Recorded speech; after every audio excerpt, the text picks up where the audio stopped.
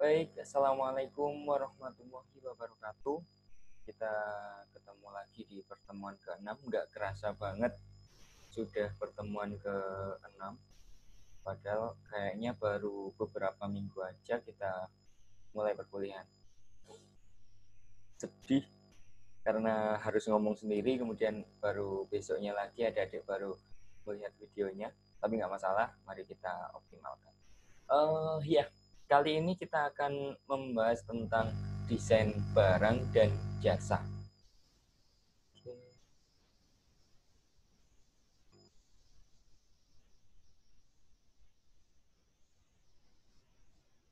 Pertemuan ke-6 ini kita akan membahas tentang desain barang dan jasa.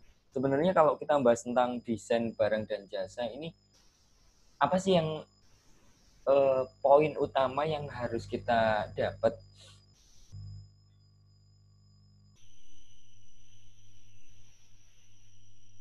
Apakah sama dengan kalau ngobrolin desain? Oke Pak, kemasannya nanti akan harus bagus.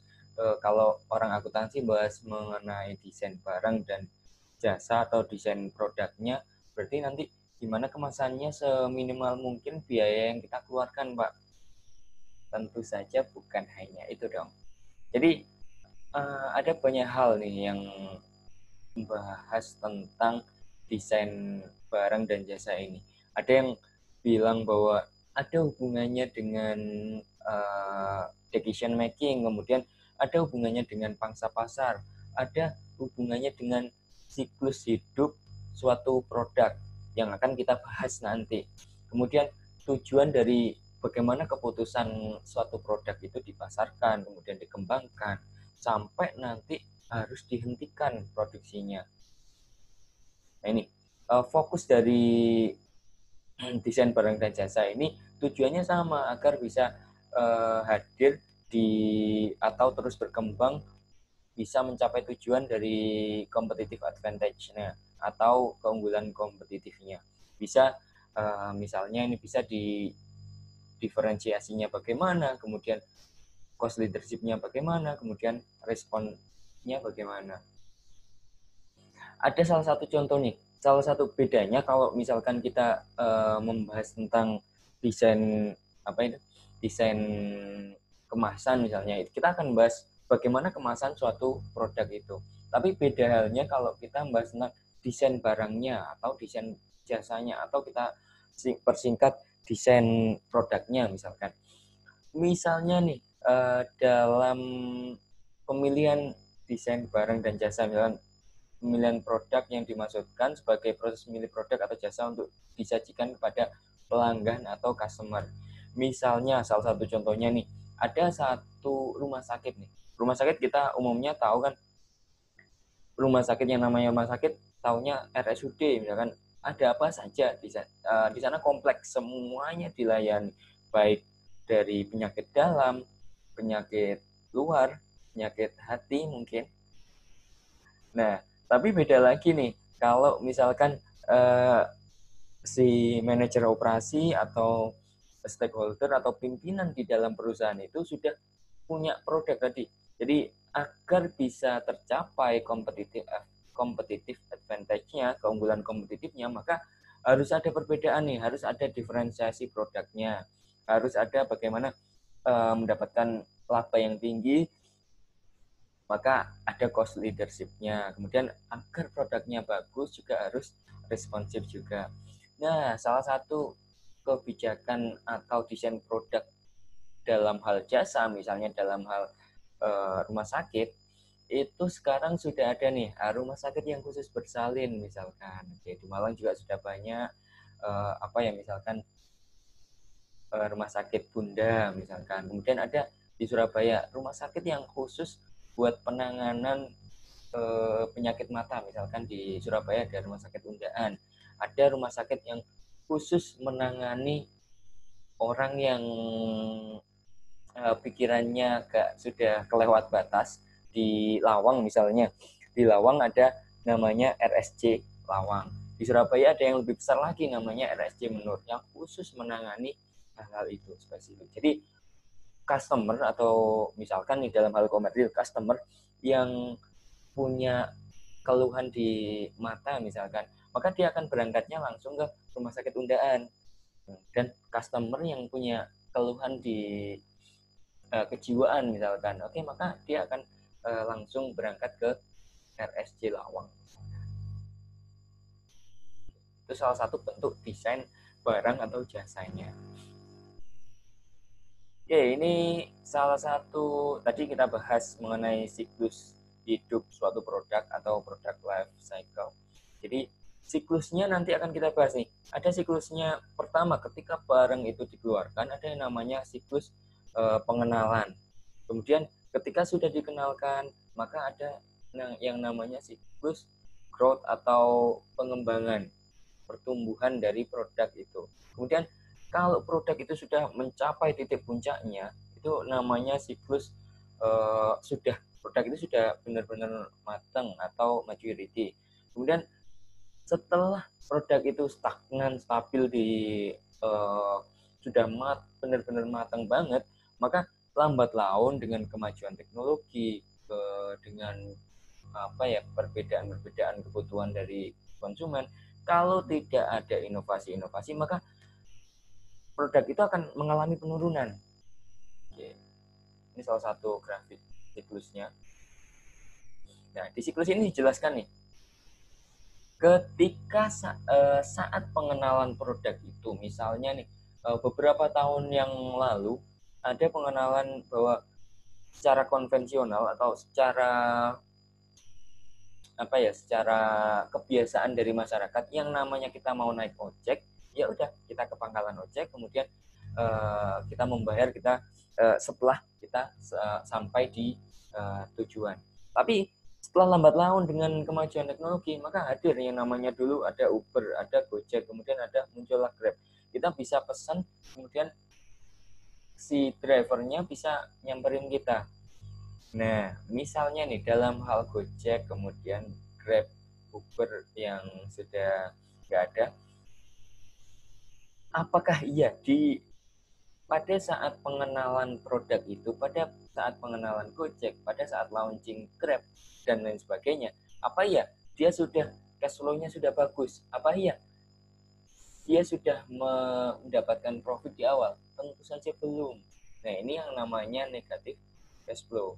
Kemudian saat sudah mengalami pertumbuhan, saat sudah terkenal, kemudian banyak banget inovasi-inovasinya, mulai dari GoPay, kemudian ada GoFood, dan lain sebagainya, produk-produk lain yang sebagainya, maka akan muncul pertumbuhan dan cash flow-nya mulai menaik, berangsur menaik, dan mulai sedikit-sedikit dapat laba lah. Sampai akhirnya nanti ketika tadi saya jelaskan, kalau sudah stagnan mencapai titik puncaknya dan tidak ada inovasi lebih lagi, maka produknya akan mengalami penurunan, bahkan sampai merugi. Selanjutnya, nah ini fase tadi, siklus hidup dan strateginya. Ada fase perkenalan, pengenalan produknya. Kemudian fase ini biasanya menyesuaikan pasarnya, baru pengenalan aja menyesuaikan, kira-kira bisa diterima apa enggak, untung ruginya dipikir nanti ke belakang sambil jalan, biasanya seperti itu. Kemudian ada fase growth tadi, yang fase pertumbuhan. Nah, ini mulai muncul nih, cash flow-nya mulai stabil nih, mulai dapat keuntungan sedikit-sedikit. Kemudian pada saat fase kematangan, jadi produknya sudah mulai di titik puncak nih. Zaman dulu mungkin adik-adik masih ngunang itu bahasa Indonesianya apa ya, masih ingat misalkan sampai di zaman itu, misalnya di zaman ada yang namanya BlackBerry, itu puncak-puncaknya banget yang namanya orang, yang namanya anak muda, kalau nggak pakai BBM, kalau nggak pakai BlackBerry, maka dia tergolong anak muda yang jadul, yang nggak gaul misalkan. Nah, fase kematangannya di situ nih, titik puncaknya hampir semua orang menggunakan BlackBerry dengan aplikasi BBM-nya, tapi dia tidak ada inovasi dan kemudian mengalami penurunan. Kapan mengalami penurunan? Pada saat Android, Samsung dan smartphone yang lain itu bisa mengakses BBM bisa diakses di Android, maka penjualan dari BlackBerry ini agak menurun. Nah, itu salah satu contohnya.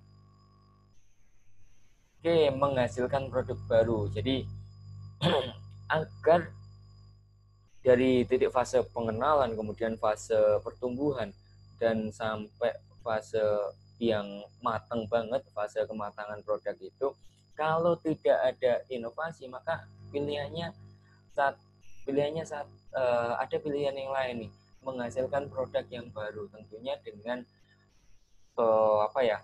mengusung atau mengambil ide-ide dari karyawan, juga respon dari masyarakat. Kira-kira masyarakat butuh apa nih? Ternyata butuh handphone dengan spesifikasi yang bisa buat main game dengan jangka waktu baterai yang tahan lama, misalnya seperti itu. Nah, ini untuk membuat produk-produk baru dibutuhkan yang namanya tadi memahami pelanggan. Oke, pelanggan membutuhkan daya baterai yang tinggi, kemudian perubahan ekonomis, misalkan di suatu lingkungan di Indonesia, lingkungan perekonomiannya ternyata lagi tidak stabil, lagi menurun, maka harus ada smartphone dengan spesifikasi yang bagus, yang kameranya bagus, daya baterainya bagus, tapi harganya miring. Kemudian perubahan sosiologis dan demografis, teknologi dan regulasi misalnya. Teknologi dan regulasi ini misalnya contohnya jika suatu saat nanti nih, kalau sekarang bahan bakar semua kendaraan bermotor masih menggunakan bahan bakar bensin, pertalite, dan lain sebagainya. Jika suatu saat nanti misalkan 5 tahun ke depan atau 10 tahun ke depan ternyata di Indonesia ada peraturan nih, semua kendaraan bermotor mulai tahun 2030 harus ramah lingkungan atau harus berdasarkan listrik. Oke, maka perusahaan harus menyesuaikan. Toyota, Mitsubishi harus menyesuaikan. Kalau dia menjual kendaraan yang bahan bakarnya masih solar, kemudian premium atau pertalite, maka tidak akan laku. Kenapa nggak laku? Karena regulasinya melarang itu, maka dia harus menyesuaikan. Strategi pengembangan produk. Nah, strategi ini ada dari faktor internalnya, ada dari eksternalnya. Internalnya dari apa? Strategi pengembangan internalnya dari migrasi produk yang ada, misalkan peralihan dari satu produk ke produk yang lain. Kemudian produk yang ada diperbaiki, disesuaikan dengan kondisi yang saat ini. Ada juga pengembangan produk baru secara internal. Tapi kalau pengembangan produk baru ini biasanya butuh riset yang agak lama agar hasilnya bagus. Ada juga faktor eksternalnya. Faktor eksternalnya ini dari ada aliansi, kemudian ada usaha patungan atau joint venture, kemudian membeli atau membuat dari teknologi, kita jelaskan. Aliansi, jadi aliansi ini perjanjian kerjasama yang menjadikan perusahaan tetap independen, tapi dapat menggunakan kekuatan tambahan untuk mencapai strategi yang sesuai dengan misi masing-masing. Contohnya apa? Nih, ada perusahaan Mercedes-Benz, kemudian Ford, dan ini membentuk suatu aliansi. Dia mau mengembangkan kendaraan ramah lingkungan, bahan bakarnya menggunakan listrik misalkan tadi. Jadi sama-sama nih, ada beberapa perusahaan nih, misalkan tadi Mercedes dan Ford, dia mau memproduksi atau mengembangkan mobil listrik. Sama-sama buat nanti urusan customer lakunya milih yang Mercedes atau Ford, nanti urusan customer. Tapi ada spesifikasi kalau dia mau mengembangkan mobil atau kendaraan di bahan bakar listrik, misalnya seperti itu. Sama halnya nih, teman-teman pasti pernah bahkan ada yang punya, misalkan ada motor kalau dulu Matic, sama-sama Matic, yang namanya Mio sama Beat. Kalau sekarang yang agak gede buat perjalanan jauh, ada yang namanya NMAX sama PCX. NMAX keluarannya Yamaha, kemudian PCX keluarannya Honda. Oke, sama-sama nih, sama-sama satu spesifikasi, tapi berbeda perusahaan yang membuat. Nah, ini salah satu bentuk dari suatu aliansi untuk mengembangkan produknya. Sama halnya juga di bidang mobil, misalkan mobil ada yang Fortuner, kemudian ada Pajero. Sama halnya dengan Honda, misalkan punya Honda Jazz, kemudian ada Yaris yang spesifikasinya masih mirip-mirip. Sama halnya juga dengan Avanza, dengan R3 misalkan, yang salah satu bentuk family car. Kemudian ada yang namanya joint venture. Jadi kepemilikan bersama, biasanya dua perusahaan nih bekerja sama untuk mengembangkan produk baru. Joint venture ini banyak nih, salah satu contohnya di Indonesia banyak banget dalam hal kontraktor, misalkan konstruksi. Dia mau dapat project membangun suatu gedung, misalkan bangun suatu hotel, oke. Maka dia nggak bisa buat sendiri. Misalkan salah satunya yang dapat BUMN kontraktor ada Waskita sama Wika misalkan. Dia dapat project bangun suatu hotel misalkan. Hotel, maka dia nggak bisa buat sendirian, maka dia bangun buat joint venture, JO biasanya. Kalau dicontoh di sini ada Fuji sama Xerox. Jadi kalau Fuji dulu terkenalnya di produsen perfilman, kemudian kamera dan lain sebagainya. Tapi kita sudah kenal yang namanya, biasanya kalau ada pelang gitu kan, fotokopian, Xerox pasti gitu kan. Ini salah satu bentuk dari joint venture. Kemudian ada yang namanya keputusan membuat atau membeli. Ini sama halnya dengan di kemarin, perusahaan yang sudah global, yang punya rantai pasokan di berbagai negara. Ini ada beberapa pilihan nih, membuat atau membeli. Salah satunya yang pertama, misalkan perusahaan dapat memilih untuk produksi komponen mereka sendiri atau membeli dari perusahaan lain.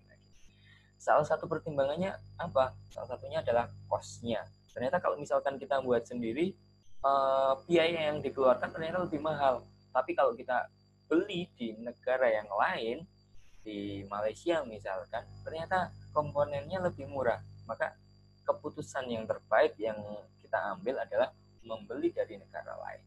Kemudian ada yang namanya membedakan antara apa yang perusahaan inginkan untuk diproduksi dan apa yang dibeli. Jadi harus membedakan mana yang ingin diproduksi sendiri dan mana yang ingin dibeli. Yang terakhir, keputusan membuat atau membeli sangat penting karena ada variasi kualitas, harga, dan jadwal pengiriman.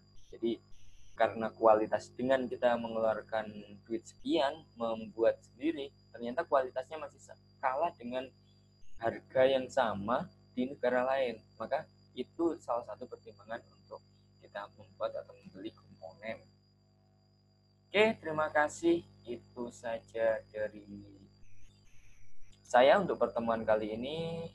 Nanti untuk UTS mungkin kita akan berubah mekanismenya. Mungkin satu kelompok saya akan menjelaskan kayak gini, merekam dengan satu kelompok biar ada feedback. Kalau kayak gini ngomong sendiri, saya dikira kurang seru lah kalau ngomong sendiri. Kalau memaksakan adik-adik buat semuanya ikut, mungkin kurang ini, nanti kuotanya juga habis. Tapi kalau misalkan ada beberapa kelompok, kemudian setiap kelompok ini yang ikut di kelas telekonferensi ini dengan durasi waktu hanya 20-30 menit, saya kira nggak memberatkan adik-adik.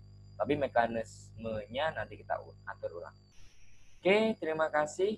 Ada cek materi dan forum diskusi, nanti adik-adik bisa ikut. Sekian dari saya, semoga kita tetap sehat selalu. Harapan saya kita bisa bertemu tatap muka secara langsung. Tapi mudah-mudahan kita selalu diberi kesehatan. Sampai jumpa di minggu depan. Wassalamualaikum warahmatullahi wabarakatuh.